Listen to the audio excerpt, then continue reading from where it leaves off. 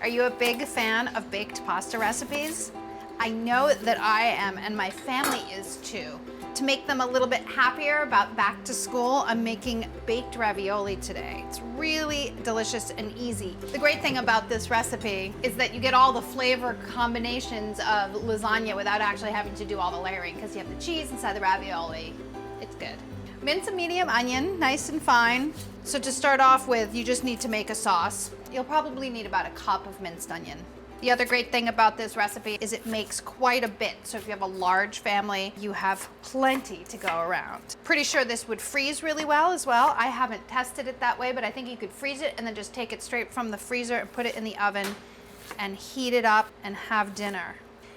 Then you need 3 cloves of garlic. They can be minced. I'm gonna press mine through a garlic press because it's fast, easy, and I like the really fine texture of pressed garlic in my tomato sauce because it sort of dissolves into the sauce and you don't even notice it there. We do have the onion chunks though, so I guess a little texture is not so bad in this sauce. The other great thing is it removes the skin. And there's not really a skin, but like the fibrous outside part. To make the sauce, I'm using a can of crushed tomatoes as well as a can of whole peeled tomatoes in juice, but I want those to be pureed up. So I'm going to use my immersion blender. If you're careful, you can just stick your immersion blender right into the can and blend away. I mean, if you're careful, it should be no problem to actually just puree it right in the can, juices and all. Kind of risky, but I like living life on the edge, don't you?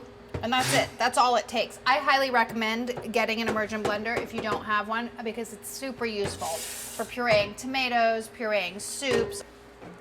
Heat 2 tablespoons of olive oil in a stock pot. This is like a, I don't know, 6 quarts approximately. And then saute your onions and garlic. You want to saute them until they're translucent. I'm seasoning this sauce in a little bit of an unusual way. I'm using thyme instead of your usual oregano or finishing with basil. You can use fresh or dry. I'm going to use dry. And the recipe calls for 1.5 teaspoons, but I'm going to start with 3/4 of a teaspoon. If you like a really, really intense, strong flavored sauce, you can go ahead and use the full 1.5 teaspoons. It smells good. Season it with some salt. You don't want to overdo it at this point because the sauce is going to cook for about 20 to 25 minutes, reducing. Then add 1 can of crushed tomatoes. It's a 28-ounce can. The crushed tomatoes are really thick and add a lot of texture to sauce without having to cook it down for hours and hours.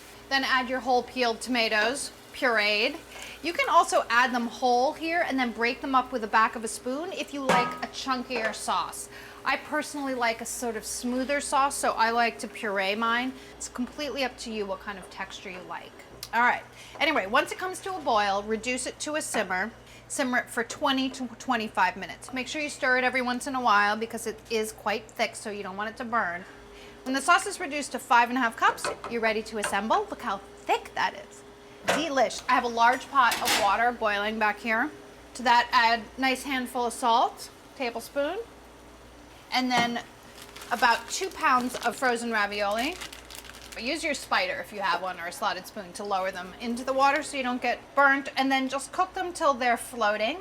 When the ravioli are floating, which I see they all are floating now, I like to transfer them directly into the sauce in the pot using a slotted spoon or a spider. So I like to let most of the water drip off back into the pot before I do that so my sauce doesn't get too watery. You don't want to overcook your ravioli at this point. Remember, they're going into the oven and they're going to bake for another 20 or 25 minutes. So it will continue cooking in there.